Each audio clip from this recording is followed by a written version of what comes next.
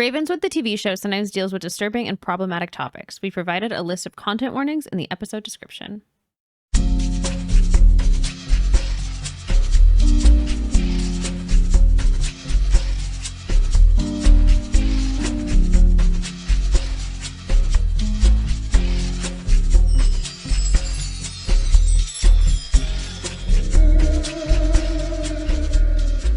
Hello and welcome to Dead Ends. I'm Emily. I'm Brenton. And we have 2 episodes of Ravenswood for you. And then we only have 2 more. And then we can go back to Pretty Little Liars. Mm-hmm. So that means that this episode and then the next episode will suck. But then we'll have fun again.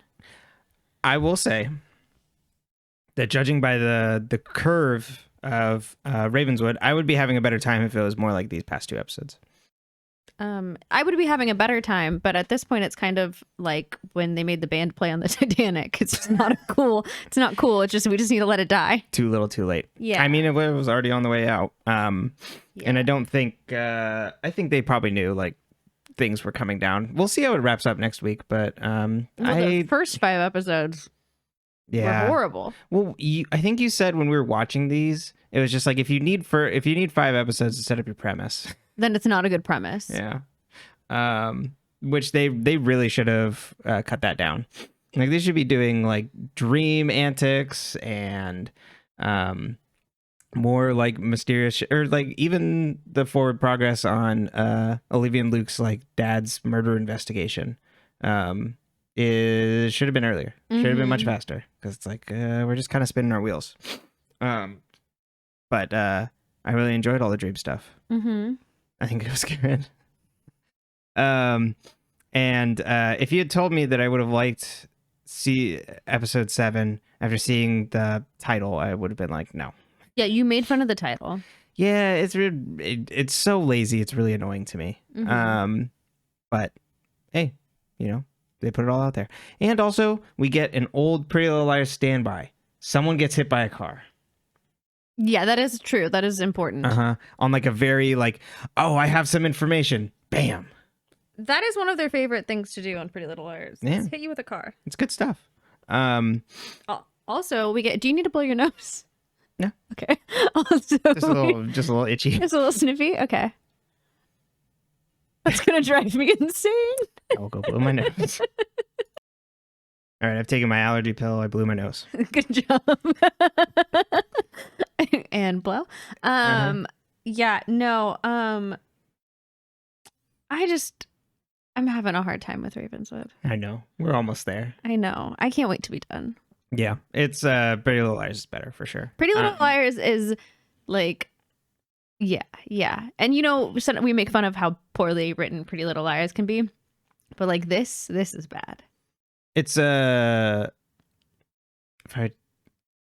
it's more they're less. Pretty Little Liars moves fast. This moves slow. This is so slow. The pacing is so slow. The things that are silly in Pretty Little Liars are not showing up as much here. Mm-hmm. So then it's not as fun. But when you get things like Springer getting hit by a car and Remy's dreamscape, tea parties and stuff, like that's good. Like, that's the stuff I like. Also, Springer, would it be more impactful? Like, we really knew Hannah. We don't really know Springer. Mm-hmm. He's been in he's been in other episodes, but he hasn't really been around. Well, he's kind of a dud. He is. But like not a dud in like a omnipresent way where he's making everybody's lives hell. Yeah, he's not Mona. No. And he's not even Noel Kahn. No. Yeah, he's not even Noel. Not even Noel. I can't believe we're saying that. We're even comparing him to Noel, and I don't like Noel. I would take Ezra over this show. As a plot device? Yeah. Ezra has the same plot every time, but it's just a different ex-girlfriend and some sort of drama that then like isn't true. Yeah, that's like my least favorite stuff though. I'd say that's like yeah, and that's what I'm saying though. Like it's I don't know if I can quite follow you there, but I get you. And thank you for being patient while we took a week off. I'm sure the rest of you are right up there with Emily of like, let's just get Ravenswood over. Like let's get back to Pretty Little Liars. But burnout is real, and we had to take a break. We did have to take a break, and it's hard to stay motivated when you're not having fun. That is true. We've also just had like really busy like work-wise stuff. This is a free podcast. We don't make money off it. We have to work day jobs or like do other things. So then it's just like us having to work and do things during the day is, Yeah, no, we had things to do. I got shit to do. Yeah. Besides hang out with Caleb and a dead girl, Miranda. Right. Who I do like Miranda. I shouldn't have put her in that position because Right. I would have watched a show about Olivia and Miranda. You know who we didn't need in the show was Caleb, honestly. Yeah. The tie to Pretty Little Liars is what makes the show bad. It's really annoying because it's like then otherwise it would be a very different circumstance between whoever the lead was and Miranda. Yeah. And I'm sorry, I love Miranda. I think she's fun. What if we had like a Hannah Miranda ship? Like I'm into that more than I'm into this Caleb. love triangle. Yeah, that'd be much better. What if Hannah had stayed and said, and she's like, I gotta stay, Caleb. I think we do have a Hannah episode coming up. I think it might end with a Hannah episode. Got it. Where she comes to town. Yeah, I think there's a Hannah episode where she comes to town, so it's got to be in the next episode we do because it's the last two. Right. Or she just doesn't show up. No, she definitely does. I've seen the clips. Right. Got it. I'm assuming then, I think you had said we looked at it and it was the finale. Yeah. Are you ready to recap episode 7 of Ravenswood? Let's do it. The aforementioned episode title, which I did not like. Home is where the heart is. Seriously, check the floorboards. Yeah, that's like, I don't know. Here's this. Last minute, turn in your homework sort of thing. Luke comes home late at 1 a.m. to see Raymond is at his house talking to his mother. What are you doing here so late? His mom holds her ground to keep Raymond there, even though Luke tells him to beat it. Luke heads upstairs and we see Olivia watching them from around the corner. She then goes to follow Luke upstairs and talks to him in his room and says she got home an hour earlier and Raymond was there. Luke warns her that he's up to no good. Remy talks to her dad, Simon. Simon talked to her mom and tells Remy that she needs to get some sleep. She heard that she hasn't been sleeping at all recently and is only really and this is affecting her with sleepwalking and things. She walks over and hugs him and thanks him for helping take care of her. He goes to bed and she heads to her notebook. And she's drawn the scene that was from the dream last week of the meeting of the town elders. Caleb catches Miranda up on Remy's dream, and Miranda is going to look around for who the man in the car was presumably related to Collins. She tells Caleb about the ghost Grunwald was talking to. We see a gardener dig up a knife from a flower bed. Olivia turns in bed when she hears police sirens and comes downstairs to see cops swarming all over her house. How she didn't wake up, I don't have the foggiest. Luke and her mom. Okay, no, so falling asleep at night, wake up to every single noise. You want to literally every noise. There's potentially the neighbors snored. I'd wake up, but one time asleep. But I mean, there's a lot of activity happening in our house. Yeah, but they probably have a really nice house with really good insulation. Okay, I see you have a warrant, but you have to be quiet. My father, now that I've adopted him, used to play Wait, Don't Tell Me in car talk at top volume in my childhood home, and I'd still wake up at noon. All right, fair enough. And those walls are thin. Yeah. You've been in that house. You can hear everything that's happening in any side of that house at any given time. It's literally the worst. All right. I mean, it's a beautiful house, but fair enough. Walls are thin. Luke and their mom are up talking to the police. Luke demands to see the warrant for them to search the house. Seems that the gardener found a knife with a 3-sided blade in the garden, which gave the police the opportunity to. Isn't that just a dagger? Isn't a knife with a 3-sided blade just a dagger? I guess. Pretty sure. Okay. Why they didn't just use the word dagger? Nope. I'm not 100%. Knife with 3-sided blade. But I'm pretty sure. Maybe daggers TM. Their mom makes them go upstairs. Caleb gets a knock at the door and Miranda says it's an older guy that she's never seen before. Caleb then opens up and it's Caleb's dad, wondering why Caleb is staying and working here, and asks him about Hannah. Caleb says it's complicated and asks if he talked to Hannah.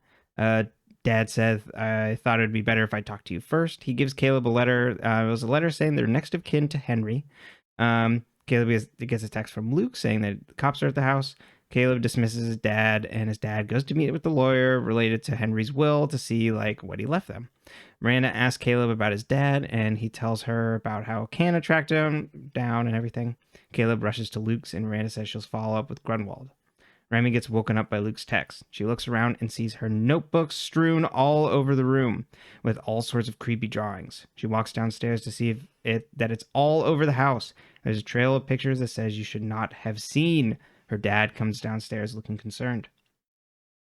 Caleb gets to Luke and Olivia's and gets a text from Remy of all the drawings. He gets let through the police by Olivia and Luke calling out to him. Caleb shows Remy Remy's drawing of the knife that she drew, which is a 3-sided blade, and that she saw it last night, and it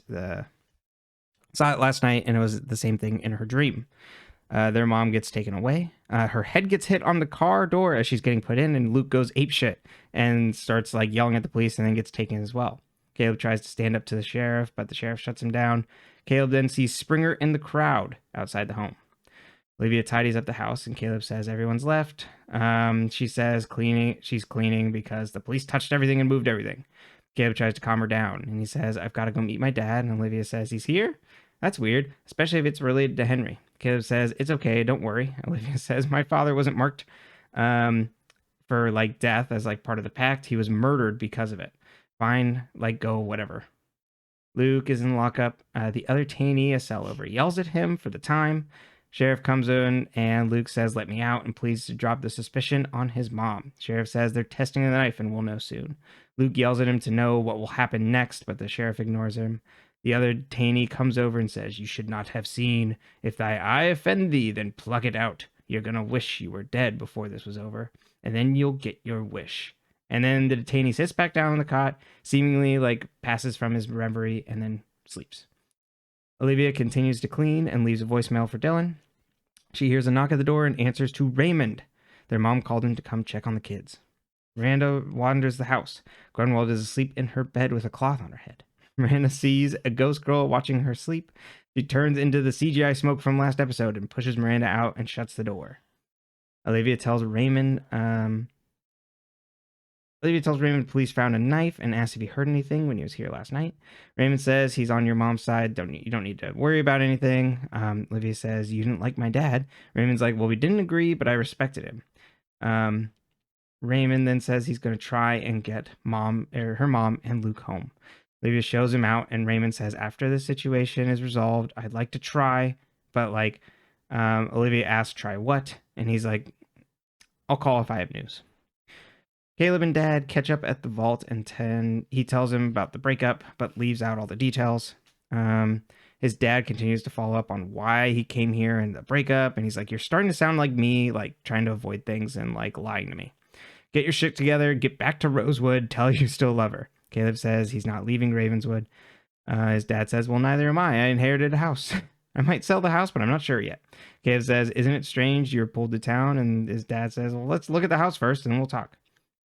Remy shows Miranda the drawings. She used to sleep when she was little. And me too. She used to sleepwalk when she was little, but it went away, but then now it's come back. She says, I know, just wide awake for 25 years. And this time it's something outside of me that's trying to show me something. Miranda says maybe it was then too, and asks to see Remy's laptop. She wants to look up who Grunwald's guardian is. Olivia is at the vault and sees Tess. She's distraught and asks Tess to sit with her, and Tess is like, oh yes. Miranda and Remy find the ghost.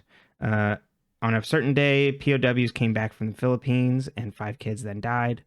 Her name is Beatrice Stevens, and they think she could be Grunwald's sister. They think Grunwald must want this pact broken as much as they do. Olivia looks in her compact mirror and sees the boys with the bloody eyes and freaks out. Tess says she broke up with Springer and is like, I'm pretty sure he threw that stuff at you at the parade. Olivia asks how long he worked for Collins, and she's like, about a year or so. Olivia says he would have been there when my dad came through. And Tess is like, I guess. Tess wants to bury the hatchet. Olivia says yes. Tess asks about Dillon, how things are going, and then presses on Olivia until like she kind of gets revealed through Olivia's body language that her and Olivia and Dillon had sex. Remy's dad, Simon, is scared about Remy's dreams. He spoke to Remy's mom, and they want her to go see another doctor. Remy doesn't want to go on no pills no more. And Simon says, don't worry, like, we won't put you on the same thing. Like, there's a new doctor. Remy asks if he'll do something for her if she goes along with it. Will you help Luke? The Rivers look at Henry's house. Caleb's dad says it'll take about 6 months to get it up and running and, like, get it, then I'll be able to get more on the asking price. That way I can also hang with you and help. Caleb tries to get him to leave and is mad at him. His dad asks, what the hell is going on with you? Like, we have family here. Aren't you interested in this? Caleb says, maybe I don't like being crowded by you, and goes after his dad. And his dad continues to stay removed, and it's like, what the hell's going on? Caleb continues to be mad and leaves. Springer sees Tess and asks if her and Olivia are friends again. Tess says, stop spying on people, Springer. It's creepy. Says, I have a first name, you know. Which we don't learn. He wants to know what she was talking to Olivia about. And he's like, I'm all alone out here, away from Dillon too. Tess says, go find him then. He says, being nice to Olivia won't save you. I forget what she says to him. I just put she disses him and leaves. Springer sees a hearse and gets mad. Miranda looks around the house and calls her Beatrice and says, I know she was your sister. Radio suddenly starts playing, and Miranda says, we have something in common. We both died because of the pact, and asks what the hell is going on. Their dresser shakes and 2 pictures fall. Suddenly, Beatrice appears and tells her not to look at the pictures that had fallen before disappearing. Miranda then picks him up and looks at him and sees a picture of Beatrice holding a baby. Miranda then catches Caleb up on Beatrice and asks about his dad. Caleb says he had to get rid of him and felt bad acting like a jerk. Miranda says, I worry since that last time you talked, you had a fight. You never know what might happen. They talk about his dad pretending to be his uncle and all that stuff in the backstory. Remy's dad comes home with Luke. She jumps up and hugs him. Luke thanks him, and Simon goes upstairs. Luke looks through the drawings and notices the Latin writing, and she's been looking him up and translating. She got one that says, to interfere is the end of all. She wonders if something followed her back. Miranda visits Beatrice and says, Grunwald was your daughter. Your mom pretended it was hers, and people believed it. Beatrice says, I thought it was a blessing when I passed, and I could still watch over her and protect her. She's like, I don't know anything about the pact. Miranda says, I think you know something. Beatrice says, you'll ruin everything. Stop asking and be grateful you have protection. Miranda pleads to her to break the curse, but realizes that Beatrice doesn't want to leave. She tells her your baby grew up, and when she passes, she'll be gone, and you'll just be stuck here. Beatrice cries and disappears. Raymond is working as Grunwald comes in and asks him if he talked to her. He says, I talked to Olivia this morning. She asks about Luke, and he's like, I didn't bother. He hates me more than Olivia. Grunwald says, they just don't trust you. He says, they see me as the man trying to get closer to their mom. Raymond saw Springer and says he's drowning, but starting to realize what he got himself into and will probably do something stupid that someone else will have to clean up. Olivia and Luke's mom is home as Olivia walks in and hugs her. Mom goes to start dinner and says she was dropped off by Ray. Olivia says, stay away from him. Her mom says, Ray has been helpful. He helped me find a lawyer, and tells Olivia to go get Luke so they can talk. Luke is asleep at Remy's. When Remy walks in front of him and says, with a knife, and says, if thy eye offend thee, then pluck it out, and goes to stab him. He wakes up, dodges the knife, and Simon comes in to grab her, but gets cut by the knife as she wakes up. Caleb goes to visit his dad at Henry's house and offers to help him fix up the house. A crow then flies in, and his dad's like, you're like Crow in the house. If a crow in the house means a death in the family, must be for old Henry. I think it's just a bird in the house, but... Oh, I thought it was a crow. It might be a crow. And then Caleb says, hopefully it's him. It's the meme of the Garfield. It's just like with looking at the sign that has Garfield crossed out. It's like, I wonder who that's for. Olivia walks down the street alone. Springer then shows up behind her to follow. After the commercial break, he catches up and says he'll walk with her. I was outside your house today, saw what happened with your mom and brother. I thought I'd feel different when they were taken in, like feel satisfied. She's like, what the hell? That's like super weird. Why would you tell me that? He's like, where was Dillon?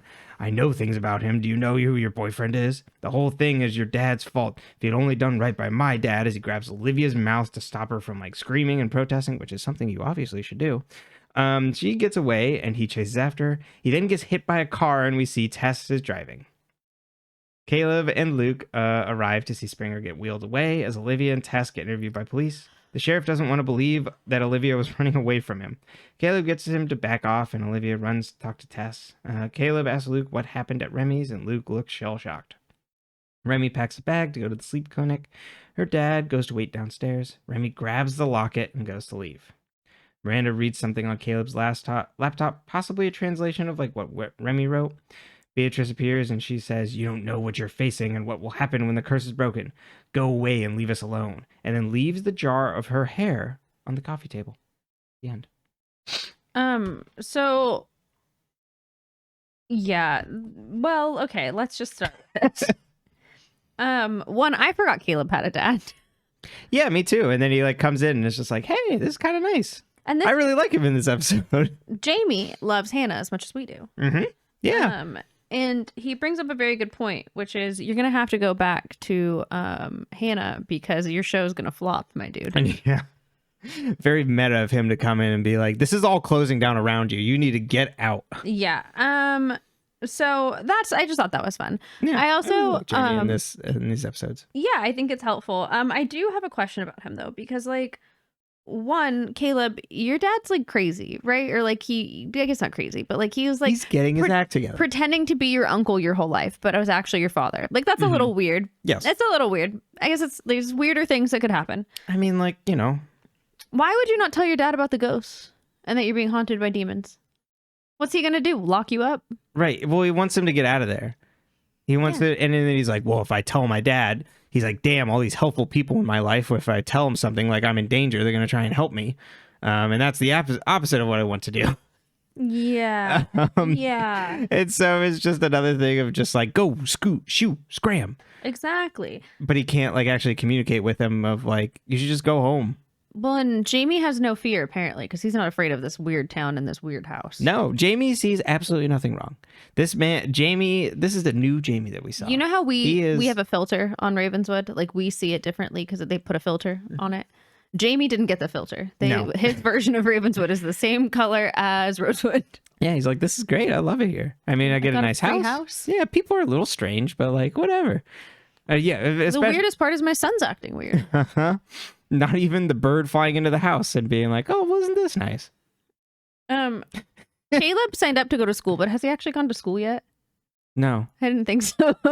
He's never gone to school. They've even made the point of like one day being like, oh, it's a school day, like him and Miranda joking, like, ha ha ha, I'm not going to school. Uh-huh. So like, what happens? If he's over 18, nothing. He's a dropout, I guess. Say he isn't. For like, what is Rosewood High doing when they notice that Caleb has no longer been showing up? They probably need to file like some sort of report, right? I don't know. This kid is just gone. Uh-huh. Okay, he's behind left. Like every child was under the Bush administration. But he's okay. All right. We are in. He's doing a study abroad. Down like literally like in a town that may be like an hour away or maybe like 6, like because Toby and Spencer went there for an afternoon, right, like after school they went, and then Caleb is acting like he is so far away from Rose. I'm just confused. And he's got a nice car, so like how far is it? Right. And then you notice they don't show his car in this show. No, he's always hoofing it, probably because they couldn't like actually have that car. Right. And they don't really have. There's not a lot of roads. There's like one town square, but it's not the same as like Rosewood where you kind of get like these other people kind of driving around and stuff. It's like the post that's like about how like the line between rural and Eldritch really isn't that far. Like, because people will be like, oh, like I thought I saw something terrifying in a cornfield and it was like a llama, or whatever. Oh, got it. No. Well, this is the circle. Okay. We're also in peak skinny jean and ballet flat era with like stud bags. Like we're in a specific time frame and it's unique. Olivia is embodying it.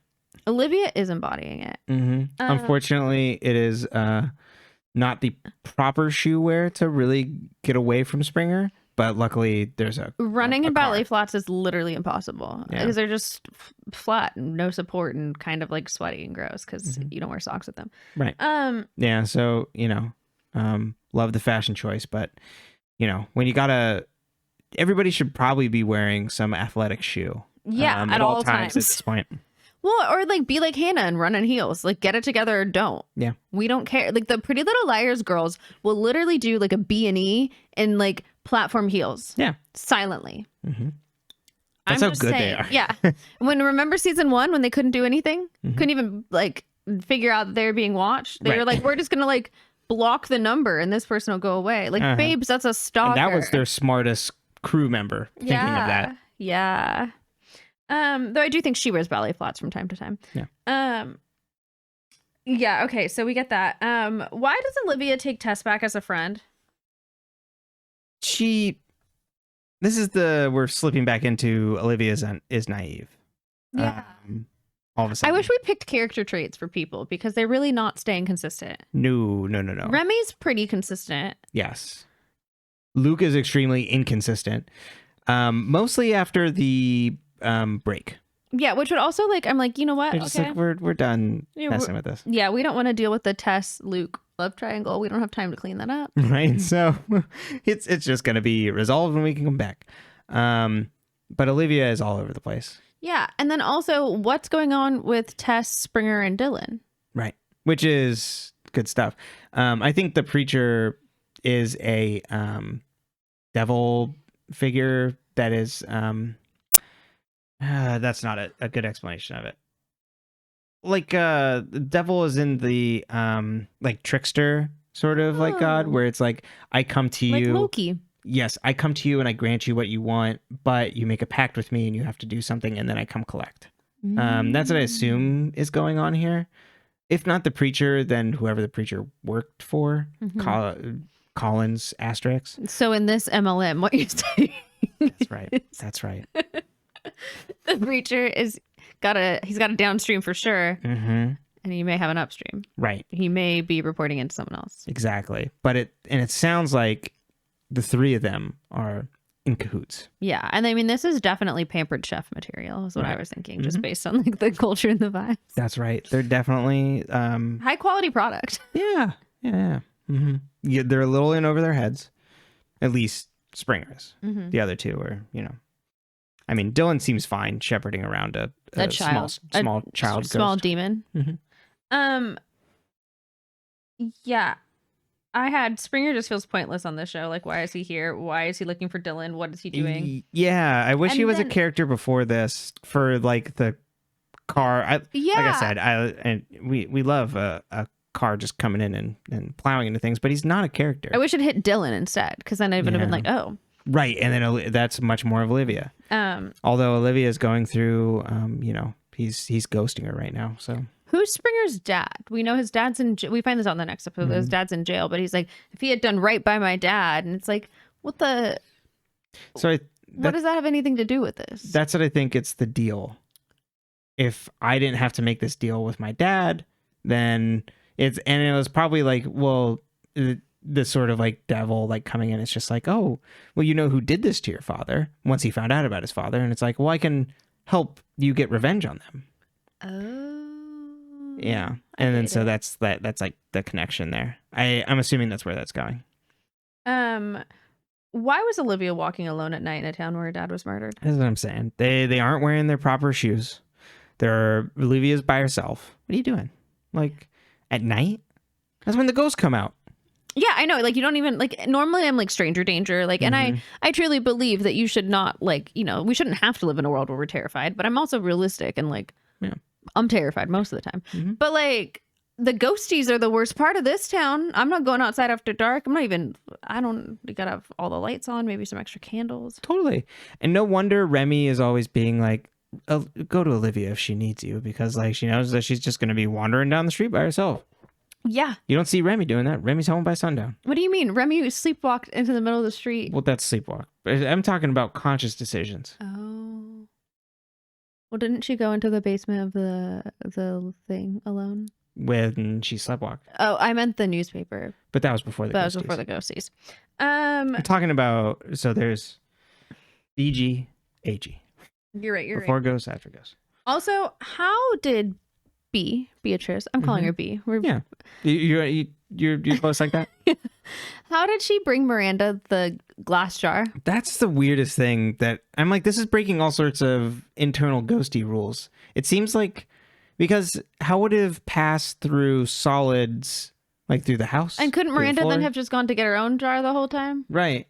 Even though it seems like Miranda's abilities so far is just like she can shake things, she can knock things over, she can break things. Yeah. And Beatrice does that too. But then, And she can turn into a cloud. yeah, exactly. Maybe this is just like Jedi powers and stuff. She's like, She's you have gotta much train. to learn. Exactly. Young Padawan. Uh-huh. Soon. Well, first you need to master knocking over books, and then you can move on to turning into mist. Okay, yeah. Cool. All right. That checks out. Mm-hmm. Absolutely makes sense. That's all I've got for you on this episode because it's a lot of the questions I had were answered in the next one. Yeah. So. I would just looping back around on Creepy Corner. I was wrong. It was her mother. But like, I don't know if I'd want my mother as a ghost haunting me, you know? Oh, Grundy's mom. Mm-hmm. I was like, because I had said, it's so out of context. You get, because you got this, like, it's like, well, I can protect her, and it's just like, damn, like, she's Grundy is like, full on dolt, so it's like, she's still got her mom hanging around her doing stuff. That's tough. Yeah, and I mean, Getting out of especially like freedom. because her mom's kind of like a forever teenager, Mm-hmm. and Grundy's old. Right. But thinks it's her sister, I guess. But Grundy probably knows. Grundy knows it's her mother. Grundy seems... Well, I don't think she knows. Well, I don't think she's maybe supposed to know, but I think she knows. Yeah. So I think... not that Beatrice has told her. I think Beatrice... Sorry. B. Please. Oh, I think Grundy knows for sure. I think that her mother... Like, I think she knew who her mother was.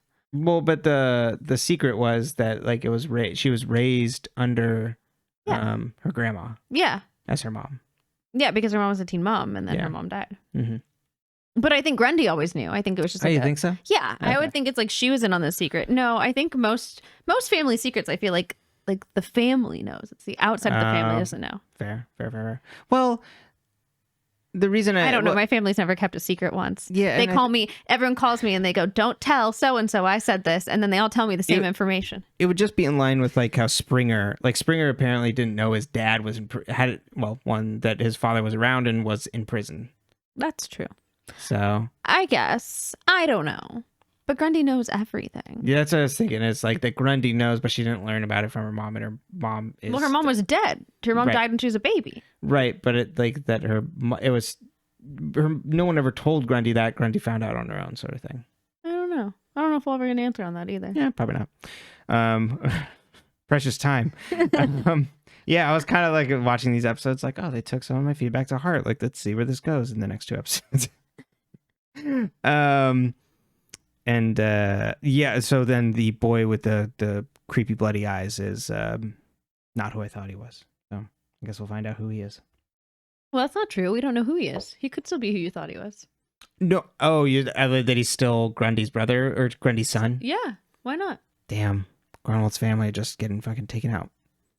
If you're a Grunwald, Sounds stay like a away from threat. Ravenswood. Coming for you. Oh.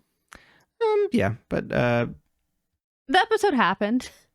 yeah, we get That's the how good. I feel about it. I liked it. Okay. It's better. Well, grading on a curve. Okay. This is a better episode of Ravenswood. I will say that. Sure. Okay. I prefer Dream Antics next time. like Dream Warriors. When you drive by a dairy and you go, that one doesn't smell as bad as the last one, it's really not. This is Spent a lot of time on the there's 5. more exciting things happening in this episode. Okay. Springer getting hit by a car is pretty good. Uh-huh. We got another ghosty. That's good stuff. So, I think the next one is kind of the better one. it is. Okay. So, well, I'll stop dragging my feet, and we will go to episode 8. I'll sleep when I'm dead. We open on the jar, still intact. Miranda's looking at it, wondering what to do. Caleb comes home and they talk about the jar. Miranda says she's going to open it, and Caleb says, last time you did that, you ended up in that weird house. Miranda feels left out from the Scooby Gang activities. Says she's not afraid of what's outside the house, but what's inside it. Caleb then grabs it and says this will only take a minute. Luke and Remy check her in at the Ravenswood hospital. He comforts her. He comforts her that the hospital should help, and she wants her mom home now to help her through this, who's in Chicago, apparently, since last episode. Olivia leaves a voicemail for Dillon, asking if he got any of her messages about Springer. She's at the vault with Tess, and Olivia tells her what Springer was... leaves a voicemail for Dillon, and then starts to talk to Tess, and tells her what Springer was ranting about. Olivia goes to talk to Clark. Do you remember the police officer from the pilot episode, I believe, that was friends with him? That's Clark, about the knife. He hesitantly tells her they're still waiting on a full report, and her mom's alibi doesn't check out. He doesn't give her any further details, though. She grabs her bag and leaves to talk to Springer, with Tess chasing after her. Caleb visits Raymond in his secret office and drops the jar on the desk. Raymond's like, well, I've never seen this before. Caleb goes to open it, and Raymond jumps up to stop him. Caleb threatens Raymond that if he messes with one of his friends, and Raymond says, I see more than you can imagine, and I don't blink easily. Miranda then breaks a jar in response, and Caleb noticed that he flinched, and he's like, you blinked, and leaves. Caleb and Miranda go back to his house and smell smoke, and they find burned into the wall is unseen forces. Are the ones that burn crosses. Remy's dad and Remy speak to the sleep doctor.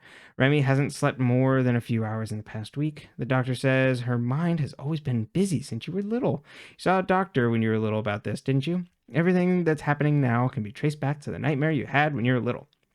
The doctor shows her a picture that she drew, one of the pictures that she drew of the knife. And then she shows the other one that she drew when she was 7, which is a black figure stabbing down at a little girl. Caleb does tech for the first time and finds that Unseen Forces is the name of a book. It's a history of Ravenswood, and the author has the same name as the high school, last name as the high school. Caleb grabs the jar and invites Miranda to go along with him. Remy catches Luke up on her old dreams, where the figure had the same blade as the one in her recent dreams. The first time she had the nightmare, he was actually in the room, and it was a memory, not just a dream. He was actually there. Luke's phone rings, and he picks up Olivia's call. Olivia and Luke go to see Springer. Olivia now believes he felt guilty about something and was trying to tell her something. Luke goes back to see Remy, and Olivia goes to see Springer, because they're both at the same hospital. Tess finds her and says it's family only, but they can sneak in anyways, and they see him sleeping. His mom gets mad at them for visiting and tells them to look at Springer. Look at him. She says, I thought you people were done with us, speaking to Olivia. Why are you Mathesons, Olivia's family, always smashing things? Simon walks up and is like, and she's like, careful, Simon. If you get too close to this family, you'll lose everything. Olivia asks Simon why she'd be so mad at her family. He's like, well, you should ask your mom about that. Olivia then presses on him. Simon's like, well, Springer's dad, you remember when your dad was a prosecutor? Have you at least heard about it? Well, Springer's dad is in jail because of him. And Springer didn't know about his dad until he was older. He's like, your dad was doing his job, but you make enemies when you get things done as a politician. Remy is hooked up to electrodes. The nurse gets her all set up, and the doctors tell Luke that she needs to sleep now. The doctor and Luke both leave. The doctor, Luke then steps out, and the doctor asks what's on Remy's mind, and Remy says, my nightmare, how real it was. Doctor says, you suffered a hallucination and felt it was so real. She leaves and turns off the light for Remy to sleep. Miranda and Caleb are at the Collins gates. He has to make sure she's okay with leaving, and she's like, I can't protect you if I'm in that house. He goes, oh, it's like that then. And then she's like, oh no, it's not, winky face, hee hee hee. Caleb opens the jar as the crowds go wild up above, crows go wild up above. I was like, what fucking She fucking did it. Miranda leaves with Caleb as the gate's shut, and she's happy to be free. Remy can't sleep and yells to the nurse, but gets no answer. She takes off her electrodes and goes to the door. She opens it to find herself in her childhood bedroom, seeing herself sleep. Remy sees a shadow cross the window, and then a man with a hat and a knife, who looks exactly like the preacher, who is the preacher later. Remy yells at him to get away from her. He goes away and then gets And then she gets grabbed from behind. She wakes up to the nurse coming back in and checking on her. Tess goes to talk to the nurse with a fake story to distract them, while Olivia goes to talk to Springer. She's just like in the room with Springer as he's sleeping, and she's going like, Springer. She gets a text from Tess saying a doctor's coming, so Olivia hides on the other side of a curtain. Doctor does some doctor things and then leaves. So Olivia goes back and goes to look at Springer's phone, and on it is an audio file. And she listened to it, and it's Springer saying, I planted the knife. Wasn't that enough? And then the other person we can't hear. Olivia hands Caleb Springer's phone and is like, look into it. Miranda appears, and Olivia is happy to be there. Happy that she's there, too. Miranda sits down at the table and sees her arm go white and water flow over the table. She has flashbacks to the night she died. She also sees the back of Max, then looks in the mirror and sees herself look like the ghost on the bridge. She screams, freaking out Caleb and Olivia. Remy tells Luke that lucid dreaming didn't prevent the Hat Man from coming, but I need to find and follow this band to learn more. Luke doesn't like this. Do you know about the Hat Man? It's this, like, I think it's like a Reddit post or it was a tweet, like someone being like, you ever take like too many Benadryl when you go to sleep and you see the Hat Man, and people are like, what are you talking about, the Hat Man? Yeah, I've seen that. Yeah. So that's all I could think of through this is Remy seeing the Hat Man. Caleb looks through the office of one Mr. Price that the librarian sent them to. Caleb then finds the book, and we see that Mr. Price, who I had completely forgotten, was the teacher from earlier episodes. He rounds the corner and recommends Lovecraft instead of ghost stories, which he really shouldn't, because Lovecraft was a horrible, horrible racist. Caleb apologizes for breaking into his office. Mr. Price says you won't find anything useful in that book. The author was an eccentric who was into mysticism and the occult, not like Lovecraft. Mr. Price disses ghosts. He's just like, ghosts are so useless. They're worthless. They just take up space. I can't believe if I were a ghost, I'd kill myself all over again. And Miranda's pissed and sad. He leaves, and Miranda notices that one of the bodies in an old photo she was looking at is now missing. Raymond arrives at the hospital to see Springer. Olivia comes back to the hospital, and Tess calls her over to see Raymond in Springer's room. He leaves, so they go to follow him. Suddenly, there's a code blue for Springer as doctors rush to help. Remy takes some sleep meds to get some sleep. Luke stands outside the door as Luke stands outside the door as Simon talks to Remy, says, I'm sorry, I was wrong about Luke. He cares for you. Luke comes in, and Simon leaves, and Luke makes her promise that if she's in trouble, wake yourself up. Remy looks at the pills, and it's just like, yeah, okay, I'll definitely be able to do that. Luke leaves, and she goes to sleep, clutching the locket. She wakes up in her childhood bed. She yells out to the Hat Man, and we see a creepy clown doll sitting in a chair. Remy approaches it when suddenly the Hat Man jumps on her from out of the corner. Outside the dream, the doctor's watch as her brain lights up. Luke runs in to help Remy, and the doctors call security to stop him from waking her. Simon comes into the room as well, but the doctors say she's fine. She's just in a deep sleep. We then see the preacher pour her tea in the dream, saying, you take it sweet, as I recall. Caleb asks Miranda if she's okay, and Miranda says, sure, it just seem off. Things are just off. Caleb pushes on this, and she opens up about, like, I just feel worthless. He's like, we're going to figure out, like, whatever's going on and figure all this stuff out together. She's like, you don't have to keep playing house with me. Eventually you'll move on, like, find, like, someone else to be with, and I'll just be a ghost. He makes a joke, and he lightens her up for a little bit. Caleb gets a call, but misses that the tea kettle that is going on the stove is done. Miranda then goes to look in the kettle and sees a Remy in the mirror reflection of it. She then runs over to Caleb and says, we need to find Remy. Remy asks why the preacher chose the 5 of them. He's like, oh, it's not random, and gets mad that Remy saw the moment of the pact. Caleb, Olivia, and Miranda go up in the hospital elevator. She tells them Springer had a blood clot but is still alive. In the dream, the preacher says she's always been special. He says he didn't kill Olivia's dad. He's not the murderer. I'm just the broker. Some of you are alive for now, but that will change. We chose you because you're full of fear, which makes you irresistible. He then says things like your boyfriend wants someone else, your dog thinks you're crazy, and your mom would be a pile of dog tags if it wasn't for me. Dad thinks you're crazy. I actually really like the line. That's why I wrote it down. Yeah. And then I said dog. Well, because I jumped ahead. And your mom would be a pile of dog tags if it wasn't for me. There's a debt on the books, and I always collect. Outside the dream, her heart rate is spiking. Miranda watches the doctors try and help Remy. Miranda grabs the locket and sees all the moments from Remy's sleepwalking and the dream she saw in the pact. Miranda then enters the dream and sees the preacher ask if she wants to know about the knife. Says, first, tell me how you witnessed the pact. Miranda's like, you don't actually know? The preacher asks who helped her. Miranda then smacks the preacher with a lamp and they hide in Remy's closet. There's like this big long hallway that you can kind of see. And they're hiding in there. Remy asks how Miranda's here. And Miranda's like, I don't know. They then follow the hallway, but are scared to follow because they don't know where it goes. They try to open the closet door instead as the preacher attacks. They walk down along the hallway and they find a door to utter blackness. As the preacher approaches, they both go to jump, but he catches Miranda. Remy falls and wakes up. The preacher says, you're more trouble than you're worth. Miranda then says, get out of my friend's head, you son of a bitch. And grabs him and they both fall into the black.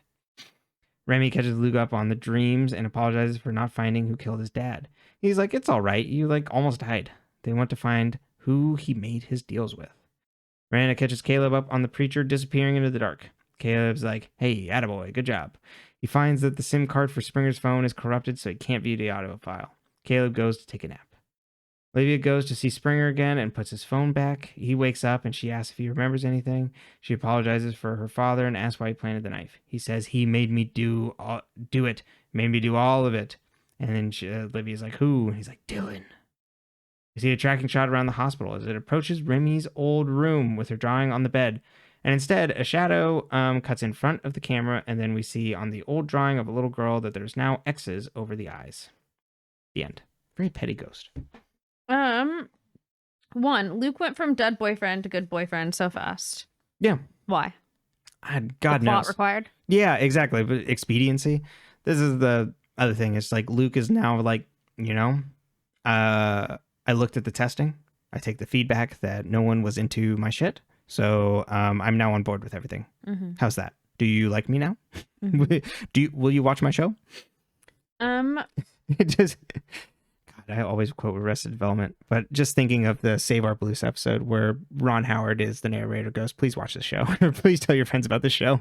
Why doesn't Olivia know anything about her own family and its history? Yeah, absolutely nothing. I guess they just don't talk about it. I don't know. They just keep things hidden. I don't know. I guess her dad also maybe is just like, I don't really talk about like all my DAing I got up to. True. He became the mayor.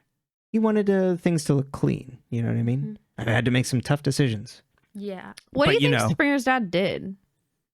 I know. I'm assuming he must have killed someone. That's my guess. And he was like maybe like wrongfully convicted. Mm-hmm. Why did Springer plant the knife? Some long plot driven. There's some. Good Lord. It is related to working for Preacher or whoever they're working for, and then he was working with I don't know, probably Dillons and Tess, and like planted the knife or was told to have it planted the knife on their property from one of those people working for the Preacher. Because it sounds like when the Preacher says like I'm the broker, that he's probably like the one they're interacting with. Mm-hmm. He's like, oh yes, you can get your revenge. You got to go plant this. Mm-hmm. And damn, it really didn't stick. You got to go plant this now. Don't you want to get revenge on them? And he's like, yeah. So then that's when he is just like, I actually feel guilty. This didn't do at all what I was hoping it would do. This is not lighting up the serotonin in my brain. No. Where's Dylan and the little creepy girl? I know. Where are they? Making other plans, trying to like avoid the grinder or whatever. Yeah, the grinder. Yeah, so they're gone. I have no idea what they would potentially be doing. Like, like what else is going on? We just don't know. I guess they're just trying to make preparations for the people to die. Mm-hmm. How and who? Yeah, I don't know. Yeah. Again, there's not enough character there for us to be like, oh, what you know? Or to care. Well, I'm trying. I'm trying to. I forgot to At put least this not Dylan. in the last episode. What happened to Caleb and Miranda's headstones? I've been thinking about this the whole time. Yeah, when they go back and they're switched. Yeah. What was that? Who did that? Yeah. Why? I could actually see Caleb might be on the right track that it was Raymond. But he tried to get them to leave. I think he didn't want saying. them to become victims. So if they came back and they saw it was missing, they might be more inclined to just like get the hell out of Dodge. It's like, oh, we were mistaken. There's no reason to keep us here. I forgot about the headstones. I could see Raymond doing that. Okay. I don't know why. Yeah, I don't know why. With his pretty skin, his Botox. He's probably just actually young or like a good-looking person. But I was like, this man has no wrinkles. No, yeah. I have no idea how old he is. You know, I guess as a mortician, you really like. It really helps. You know, you have all the balms and ointments and things that you need. I don't think any of that is good for you. He would know how to make skin look good. Oh, okay, yeah. What do you mean? I'm pretty sure like some of the things they use in embalming is like not healthy to be around. Just for everyday wear, you know. Remy may not fear clowns, but I sure do. Why That would was they let scary her as sleep shit. through panic? Right. That's a panic attack. It made it seem like they're I'm trying to think. It's like this action movie thing of just like, no, we need more time. It's like an Inception or something. It's just like, you gotta get him out of the dream. You gotta wake him up. It's like, no, just a little longer. But I don't know what they're trying to get.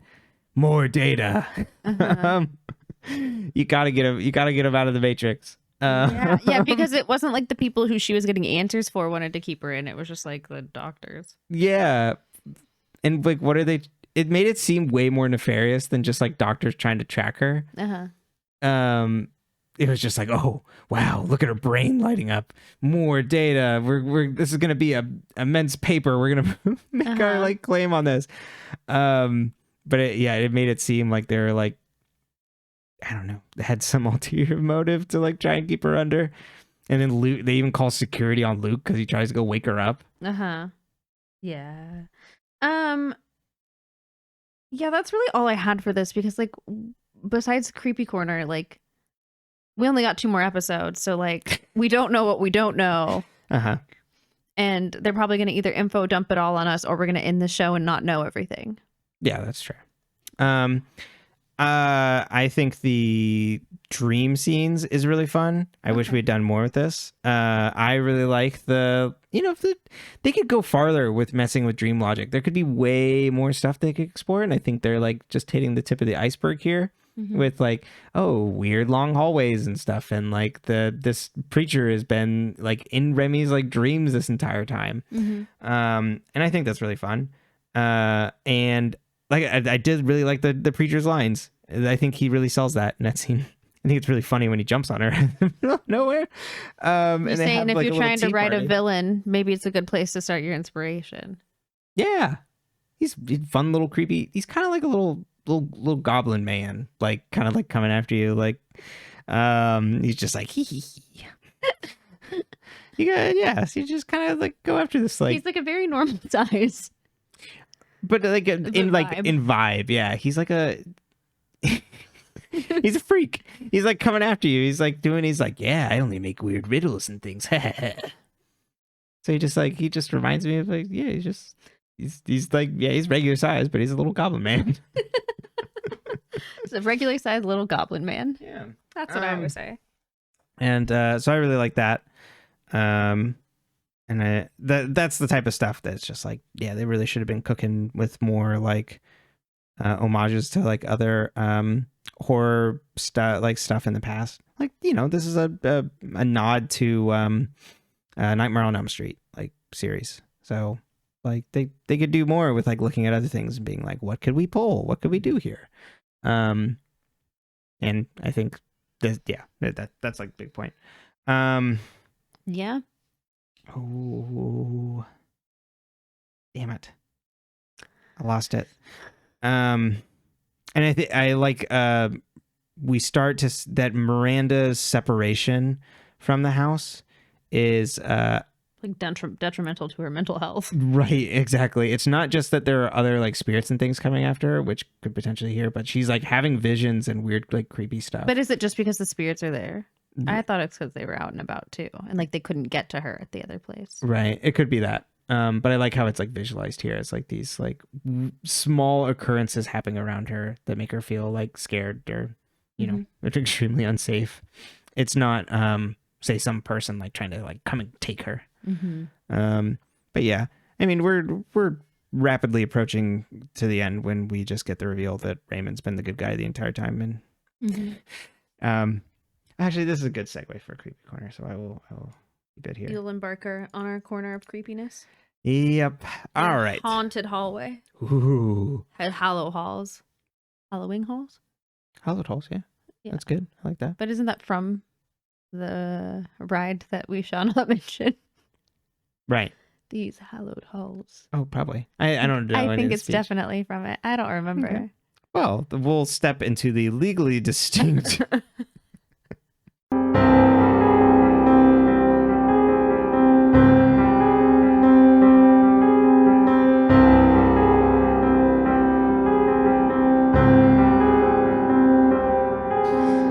Creepy corner.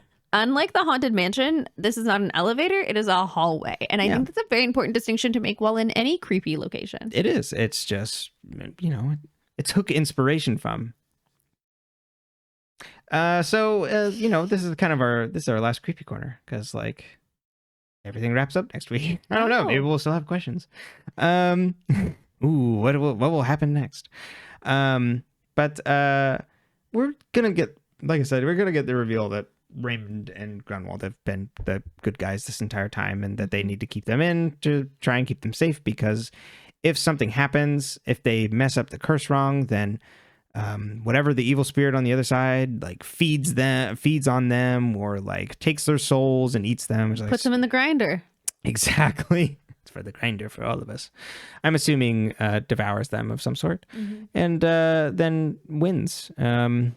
Or the devil gets to claim their souls for eternity. And so what they have at their house, and was probably patched to Raymond, is like this protection of these spirits, and they can't break the curse. So the best thing they can do is like hold on to them. And then so like that's where Beatrice is being like, get the fuck away from this, because you're gonna mess everything up, and then you're gonna break the curse, and I'm gonna get devoured, and you're gonna get devoured, and it's all gonna be a waste. So why don't you just go get devoured then? So that the spirit that is now haunting the town is, we're going to learn that it's a devil's bargain sort of thing of luring people in with what they want, makes the pact, and then they go do its bidding. And that's why they were able to entice the people with the men of the town with something they wanted, which is like safe for the soldiers from home, and we can sacrifice other people, which is very, men thinking of themselves. There's a good little piece there. It's just, we protect our own. That's sort of like kind of like small town, or they're that more white man, what's mine is mine, and everybody else can kind of eat it sort of thing of, not really looking out for the town, but looking out for themselves and what happens when you are separated from your community. And so, other people get hurt. So, I think we'll just get that kind of thing and some sort of unravel related to, I don't know, interesting how they'll unravel it. Maybe it won't be completely unraveled. Maybe it'll be like, we were able to free the souls and they just like are able to pass on to the next life. And we hope that there will be, no, they'll probably break it. They'll probably break the curse. They'll actually kill the soldiers in Iraq. And I don't know where we're going to break the curse. Let's see. No, it's going to be Caleb and Miranda going in. Maybe their love breaking the curse or something like that. Their love is going to be so powerful that like it's going to completely overwhelm Gabriel. Or that the breaking some sort of totem or something. that is like holding him there. I don't know if I have a good. We'll come back around on that, but I'm wondering if Raymond's going to be revealed to be Olivia and Luke's father. It seems to be trending that way. Oh. And so that's what like Grunwald and like him are like talking about, of being like, oh, you know, like, have you talked to her? Have you talked to him? And so that's why he's like around now. Like he's like very worried about them. So I could see that being a father figure sort of thing, or he's just worried about the curse. But because it seems like the mom and him, of course, have like, it's very obvious that they have some sort of like extra relationship that nobody knew about. So like, were they having their own affair? Was he the affair they were having? And so, you know, maybe looking into Raymond's past and things like that, that's where like their dad stumbled upon the curse.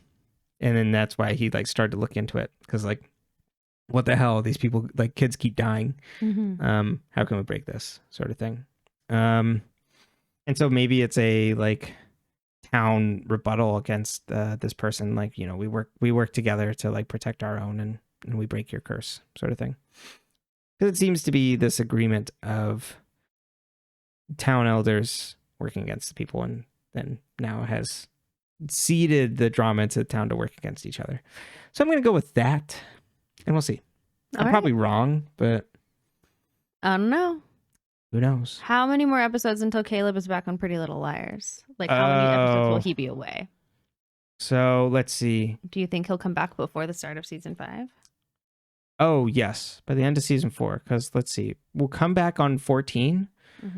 Let's see. So, and there's 22 episodes, I think. Maybe by episode 20. Because they were this was canceled by episode 18. At the end of episode 18, the same week that aired. So, yeah, I'm going to say 20. All right. Planting a flag. Well, you know, I guess it won't be the same, but we won't see you next time. What do you mean? Oh, Creepy Corner. Creepy Corner. I thought you meant the podcast itself, and I was like, we'll see her. We'll be here. But Creepy everybody say adieu. To our haunted hallway. To Creepy Corner.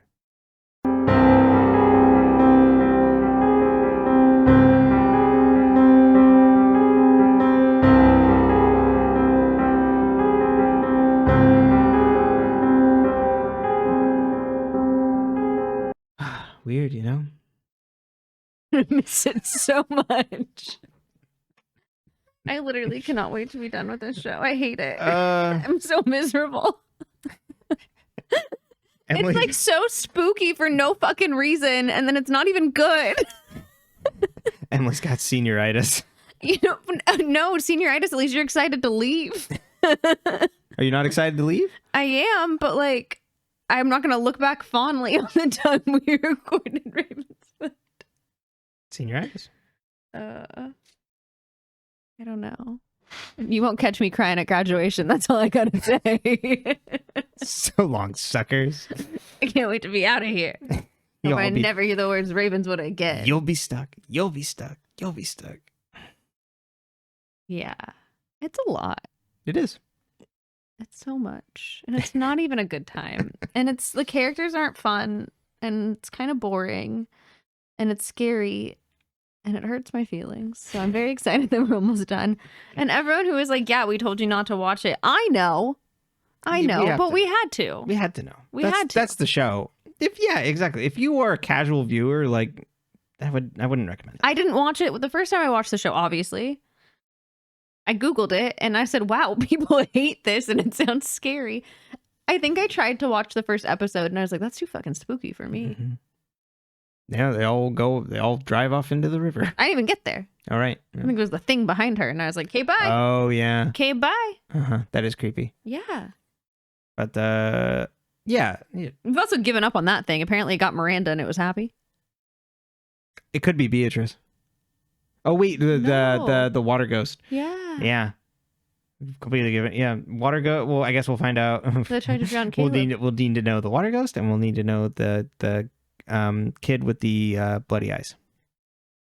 So Our they have to friends. wrap that up. Yeah, exactly. Our best friends. The girl from the ring and bloody eyes.